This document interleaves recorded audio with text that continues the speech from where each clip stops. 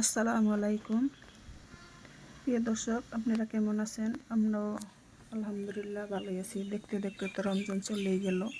আজকে আপনাদেরকে দেখাবো আমি মিষ্টি দই বানানো।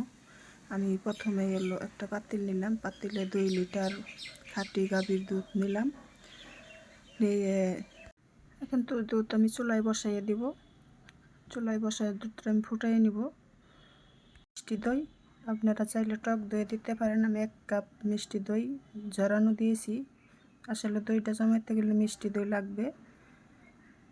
আপনারা টক দইও দিতে পারেন, আমি মিষ্টি দই দিছি। আর যার যার পছন্দ মতো দিয়ে দিবেন। আমি এখন দুধটা ফুটিয়ে নিতেছি। আমার দুধটা বলক এসে গেছে। আমার ভিডিওটা শুরু থেকে শেষ পর্যন্ত সবাই দেখবেন। দিয়ে দেব চিনি। চিনিটা আসলে যার যার পরিমাণ মতো সবাই দিবেন, যার যার পছন্দ অনুযায়ী সবাই দিবেন। চিনিটা কোথায় মিষ্টি কম খায়, কোথায় বেশি খায়, আপনারা যার যার পছন্দ অনুযায়ী মিষ্টিটা দিয়ে নেবেন। দেখেন আমার দুধটা পুরো জাল হয়েই গেছে। এদের মধ্যে তো মিষ্টির রেসিপি অনেক কিছু থাকে, আপনারা পারলে মিষ্টি দইটাও করবেন, রাখতে পারেন। আমি মিষ্টি দইটা আজকে বানাবো। এদিকে আমি এখন মিষ্টিটা যে জইটা যে ধরা দিয়েছিলাম, পানি জোরে পড়ে গেছে। দেখেন এখন আমি দইটা সুন্দর করে আমি বেটার করে নেব। দইয়ের মধ্যে যেন কোনো গুটি না থাকে। সুন্দর করে দইটা দেখেন আমি করতেছি। দইটা দেখেন আমি সুন্দর করে গুইঠা নিতেছি। আপনারা সুন্দর করে গুইঠা যেন দইয়ের মধ্যে কোনো গুটি না থাকে এইরকম করে নেবেন। আমি দেখে নিজে করতেছি। এদিকে আমি আসলে দুধের কাছে আসলাম। আবার আমার দুধটা পরে জাল হয়ে গেছে।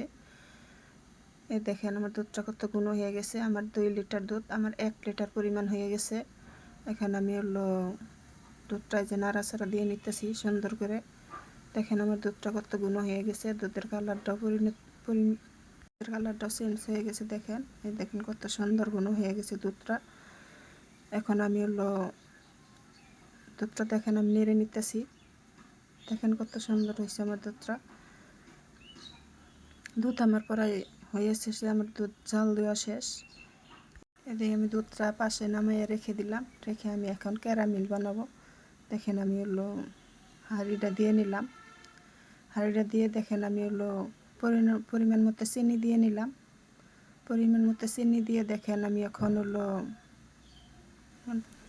তাওয়াটা দিয়ে নিলাম। দিয়ে এখন পরিমাণ মতো চিনি দিয়ে নিব। তাওয়াটা গরম হওয়ার জন্য দিছি।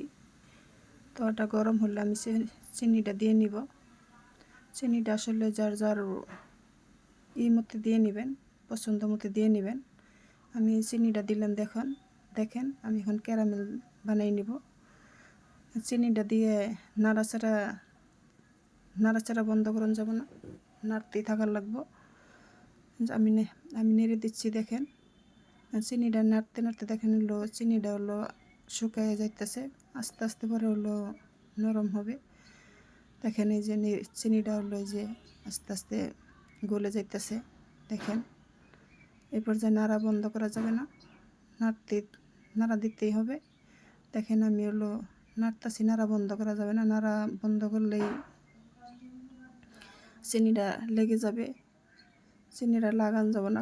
ক্যারামেলটা আসলে পুড়ে গেলে দইটা খেতে ভালো হবে না। দেখেন আমি নাড়া দিচ্ছি। দেখেন নাড়া দিতেছি। দেখেন নেড়ে দিচ্ছি আমি। দেখেন আমার চিনিটা চিনিটা দেখেন গলে গেছে। দেখেন এখন আর নাড়া বন্ধ করা যাবে না। দেখেন আমি নাড়া দিতেছি। দেখেন আমার ক্যারামেল পরায় কালার হয়ে এসেছে। নাড়া বন্ধ করলেই চিনিটা পুড়ে যাবে। ক্যারামেলটা পুড়ে গেলে দইটা খেতে ভালো হবে না। দেখেন আমি ক্যারামেলটা নাড়তাছি। দেখেন আমার কালার এসে গেছে পরা, আর একটুখানি দিলেই হয়ে যাবে। দেখেন এই যে আমার ক্যারামেলটা প্রায় হয়ে গেছে। দেখেন দেখেন হয়ে গেছে। এই পর্যায়ে আমি এখন দুধের মধ্যে ক্যারামেলটা মিক্স করে নিব। এখানে আমার ক্যারামেলটা হয়ে গেছে। এই যে আমি দুধের মধ্যে মিক্স করে নিলাম। দুধের মধ্যে মিক্স করে ক্যারামেলটা দেওয়ার সাথে সাথে দুধের মধ্যে ক্যারামেলটা দলা পাকিয়ে যাবে। ভয়ের কিছু নাই। এই দুধটা আবার চুলার উপর বসাই দিয়ে দেখেন আমি আবার দইয়ের কাছে আসছি। দইটা দেখেন আমি বিট করে নিতেছি। দেখেন আমার বিট করা হয়ে গেছে। দেখেন দইয়ের মধ্যে কোনো গুটি নাই, গুটি থাকলে কিন্তু হবে না। একদম হলো স্মুথ করে নেওয়া লাগবে। একদম স্মুথ হলে পরে দইয়ের সাথে ভালো মিশে যাবে। মিশলে দইটা সুন্দরভাবে জমে যাবে। দেখেন আমি পাশে রেখে এখন আমি হলো আমার দুধটা হয়ে গেছে। দেখেন আমি দুধটা ঠান্ডা করতে দিয়েছি। দেখেন আমি দেখতেছি। দেখেন এই যে আমার ভাবে ঠান্ডা করতে হবে জানি আপনার আঙ্গুল ডুবায় রাখা যায়, এরকমভাবে ঠান্ডা করে। দেখেন আমার এখন হলো এই দইটা মিক্স করব। দইটা মিক্স করে একবারে দইয়ের সাথে একবারে আবার খুব স্মুথলি একবারে বিটার করে নিয়ে লাগবে। দেখেন সুন্দর করে আবার আমি মিক্স করছি। সুন্দর করে মিক্স করে একদম মিক্স করে নেবো, কোনো দইয়ের দানা জানি না থাকে ওখানে। সুন্দর করে মিক্স করতে হবে। দেখেন আমি কত সুন্দর করে মিক্স করছি। মিক্স করে নেবেন আপনারা। আমিও সুন্দর করে মিক্স করতেছি। দেখেন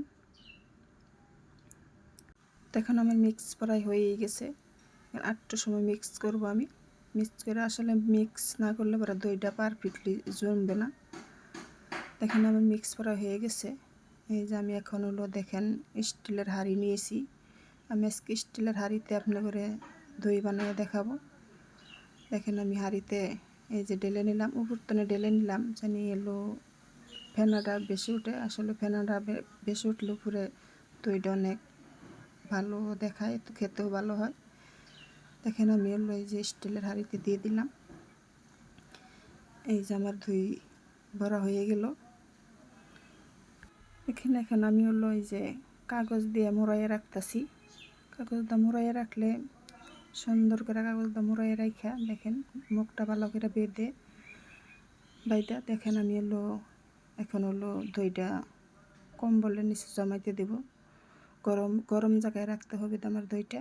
গরম জায়গায় রাখলে আসলে হলো দইটা তাড়াতাড়ি জমবে। আমি হলো আপনাকে দইটা কম্বলের নিচে রেখে তারপর দেখাবো।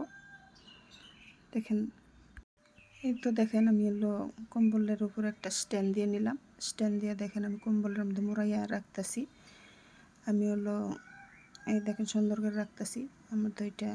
এই দেখেন আমি সারা রাতের জন্য রেখে দিয়েছিলাম দইটা। সারা রাত রেখে দেওয়ার পরে দেখেন আমার দইটা আমি হলো নর্মাল ফ্রিজে রেখে দিয়েছিলাম সেট হওয়ার জন্য। এখন দেখেন পুরোপুরি সেট হয়ে গেছে আমার দইটা। দেখেন পারফেক্টলি দইটা জমে গেছে, কোনো পানি ওঠে নাই। দেখেন আমি কেটে দেখাচ্ছি আপনাদেরকে কেটে দেখাচ্ছি। দেখেন দইটা কত সুন্দর হয়েছে আমার। দেখেন অনেক সুন্দর হয়েছে আমার দইটা, খুব সুন্দর হয়েছে। পারফেক্টলি জমে গেছে আমার দইটা। দেখেন আপনাদের কেটে কেটে দেখাচ্ছি। আর দইয়ে কোনো পানি ওঠে নাই। আশা করি আমার ভিডিওটা ভালো লাগলে সবাই দেখবেন।